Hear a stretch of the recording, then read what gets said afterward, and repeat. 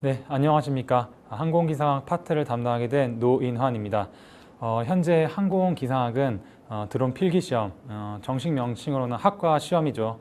학과 시험에서 사실 차지하는 비중이 한 15% 정도? 한 6문제에서 7문제 정도밖에 사실 안 됩니다. 그래서인지 일부 기관에서는 기상학이 좀 필요 없다라고 하는 의견도 종종 좀 언급되고 있는 현실이죠.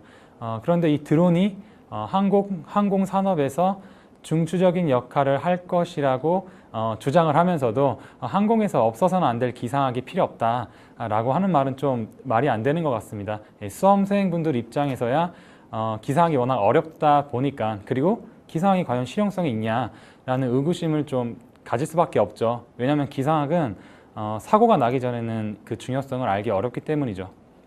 그래서 저는 이 문제풀이 강의를 통해서 중간중간에 기상학에 대한 중요성을 사례로서 제가 간간히 강조해 드리겠습니다. 네, 이번 이 문제풀이는 약 한 50문제 정도로 구성이 되어 있습니다. 용어가 굉장히 어려워요. 이 영문 명칭을 한자어로 바꾸다 보니까 굉장히 어렵습니다. 제가 이거를 최대한 쉽게 풀어서 설명을 해 드릴 테니까 여러분들은 천천히 따라오시면 됩니다. 네, 먼저 이 대기과학과 공기에 관련된 문제입니다. 가끔 이 기상학을 대기과학이라고도 해요. 대기가 뭐죠? 대기는 공기예요. 공기로 일어나는 다양한 기상현상을 과학적으로 푼 겁니다. 기상학은 우리가 눈에 보이거나 또는 피부로 느끼는 바람, 눈, 비, 폭풍, 뇌우 같은 그런 자연현상을 이해하는 학문이다. 이렇게 시작하시면 됩니다. 처음 기상을 공부하실 때. 특히 이 기상학의 가장 중요한 요소가 뭐냐? 과연 기상 현상의 주 요인이 뭐냐라고 하면 태양 복사 에너지입니다. 밖에 떠 있는 해예요, 해. 근데 이제 용어가 어려울 뿐이네요. 해 또는 열 또는 태양 복사 에너지 또는 태양 에너지, 이렇게 알고 계시면 됩니다. 복사도 원래 이제 영문 명칭은 레디에이션이에요. 복자가 이제 바퀴살 복, 빛을 사. 바퀴살 보면 이게 사방으로 퍼져 있죠. 그리고 사는 이제 빛을 사라고 해서 이제 사방으로 퍼져 있는 이 햇빛을 뜻해요. 근데 좀 용어가 어려울 뿐이죠. 문제 볼게요. 지구 기상에서 모든 변화의 가장 근본적인 원인은, 기상학의 첫 번째 뭐였죠? 태양 에너지를 정답으로 체크하시면 됩니다. 1번 지구 표면에 받아들이는 태양 에너지의 변화. 다음 문제 보실게요. 다음 중 모든 기상의 물리적 과정을 초래하는 원인은, 윗문제하고 똑같은 문제입니다. 문제만 약간 꼬아준 것 뿐이에요. 1번 공기의 이동. 공기의 이동은 뭐죠? 바람이죠. 압력의 차이. 압력의 차이 이제 다음에 바람 파트에 제가 좀만 더 자세하게 설명드리겠습니다. 이제 기압차라고도 하고 조금 더 어려운 용어로 이제 기압 경도력이라고도 합니다. 3번 열의 교환, 열의 교환이겠죠. 태양 에너지, 열의 교환 모두 같은 표현입니다. 습기는 뭐죠? 수증기, 축축한 기운이죠. 네. 다음 중 표준 대기의 혼합기체 비율로 맞는 것은, 이런 문제에서 좀 암기가 필요하죠. 근데 이 암기도 사실 이렇게 엄청 이렇게 산소 21%, 질소 78%, 기타 1%, 여기 아르곤도 있고 하죠. 이렇게 눈대중으로 좀 암기를 해주시면 돼요. 이런 문제 같은 경우에는 이 공기 중에 질소가 가장 많구나, 질소가 78%구나. 국제민간항공기구에서 채택하고 있는 기준입니다. 그래서 이 표준 대기는 앞으로도 문제가 많이 나올 거예요. 다음은 이제 대륙권. 이 대기권인데 굉장히 복잡해 보이는데 이것도 그렇게 복잡하게 이해하실 필요는 없습니다. 대기권, 하늘에도 층층마다 영역이 있다는 거예요. 우리가 현재 보고 있는 하늘, 여기가 바로 대륙권이에요. 대륙권. 대류가 뭐냐? 또 용어가 좀 어렵죠. 대류, 대기 공기에 흐를 유자, 공기의 흐름이 가장 원활한 곳. 조금 더 표현하면 공기의 수직 이동이 원활한 곳. 대류랑 좀 비슷한 표현으로 이제 또 이류라는 게 있는데, 이류는 수직적 이동이에요. 수직적 이동. 이류는 이따 안개 파트에서 제가 자세히 설명하겠습니다. 그런데 이 대륙권은 지표면으로부터 한 10에서 12km 정도예요. 저희가 보는 하늘이에요, 하늘. 그 안에 지구 대기의 80%가 있습니다. 그만큼 공기가 많기 때문에 자연현상, 눈, 구름, 비, 바람 굉장히 원활하겠죠. 여기서 가장 중요한 문제는 이거예요. 1000m 상승하면, 수직 이동이라고 했죠. 1000m 상승하면 기온은 6.5도씩 하강한다. 그래서 한 수천 미터만 올라가도 바로 영하권이죠. 문제 볼게요. 대륙권에서는 고도가 올라갈수록 기온이 하락한다. 대명제죠. 고도가 1000피트 상승할 때마다 기온은 몇 도씩 내려가는가. 여기서 이제 수험생분들이 미터로만 알고 계신 분들은 문제를 풀기 굉장히 어렵겠죠. 왜냐하면 국제적으로도 사실 고도는 미터보다 이제 피트라는 단위를 더 많이 씁니다. 1000피트는 약 300m입니다. 1000m의 한 3분의 1 정도 되죠. 1000m 상승하면 기온은 6.5도씩 하락한다고 했으니 대략 한 300m면 3분의 1 정도, 약 2도 정도가 정답으로 되겠네요. 이 딱딱 떨어지지 않아요. 소수점으로 이렇게 이 보기가 주어지지 않기 때문에 가장 근사치를 정답으로 선택하시면 됩니다. 자, 다음 해수면에서 1000피트 상공의 기온은 얼마인가? 단 국제 표준대기 조건. 제가 표준대기 많이 나온다고 했죠. 표준대기에서 해수면의 온도는 15도입니다. 15도 마이너스 1000피트. 아까 2도였죠. 15도 마이너스 2도는 13도가 되겠죠. 아까 이 복잡했던 이 대기권은 제가 조금만 더 설명을 할게요. 이 저희가 보고 있는 이 대륙권 바로 위에 성층권이 있습니다. 이 성층권 뭐 제트 길이로도 좀 유명하죠. 성층권 위에 오존층이 있어요. 근데 이제 지금 보면 이제 미세먼지랑 똑같이 거의 쌍벽을 이루고 있는 가장 유독 물질이죠. 자동차 배기가스로 인해서 오존 농도가 짙어지면은 우리 인체에도 굉장히 유해하죠.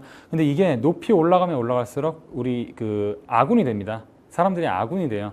왜냐하면 이 오존이라는 것이 사실 유독 물질이에요. 성층권에 가도 유독 물질이에요. 이게 오존이라는 게 이제 그리스어로 이제 냄새 나는 것 뭐 이런 뜻인데.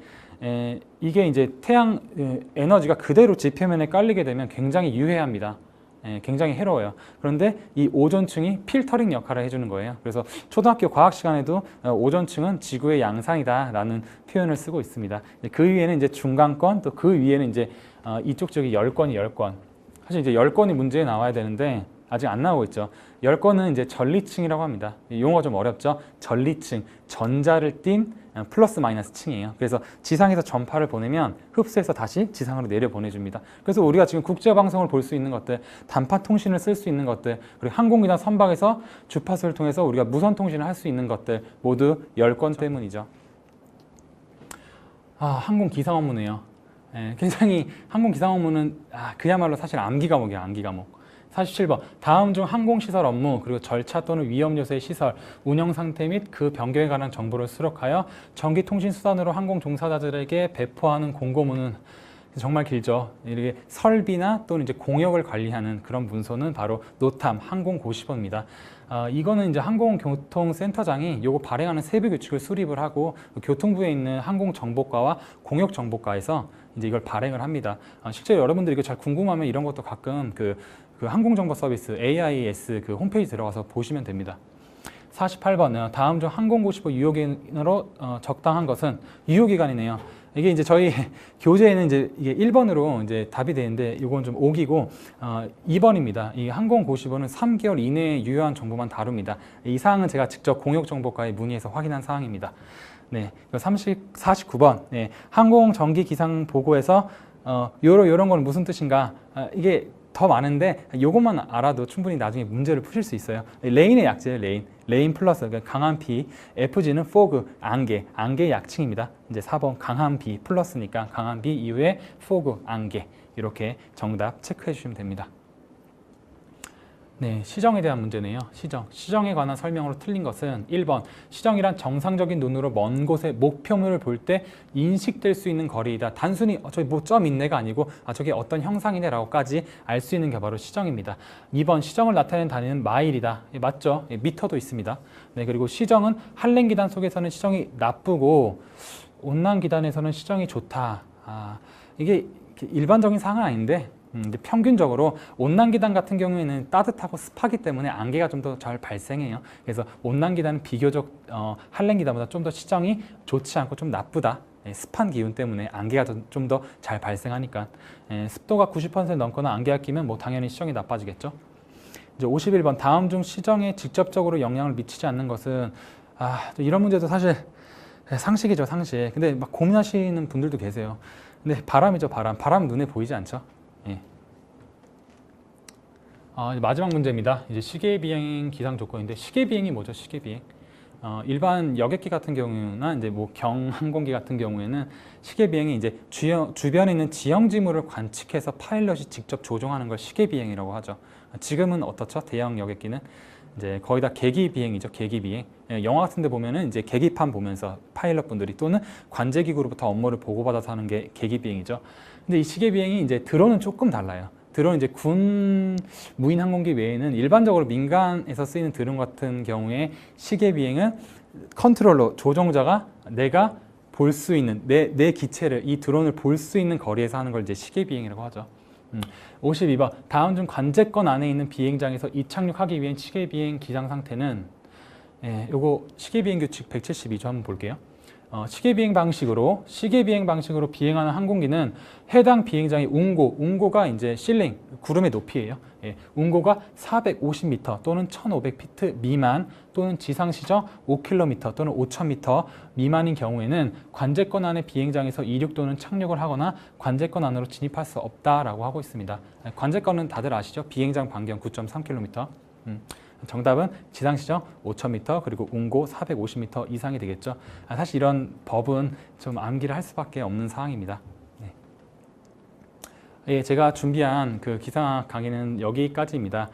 기상학 자체가 워낙 어렵고 출제 비중도 한 15%, 한 6문제에서 7문제밖에 출제되지 않다 보니까 기상학을 좀 기피하거나 포기하시는 분들도 계시는데 사실 제가 지금 여기 특강에서 나온 개념만 핵심 개념만 제대로 정리해 보니까 A4 용지 한 장이 안 돼요. 그래서 취약 과목이 아니라 이제 전략 과목으로 될 수 있다. 그리고 기상학이 자꾸 필요 없다고 하시는 분들도 계시는데 자연을 이용하는 항공산업에서 기상학은 필수일 수밖에 없습니다. 이 점 다시 한번 강조드리고 제 강의는 여기서 마치겠습니다. 네, 감사합니다.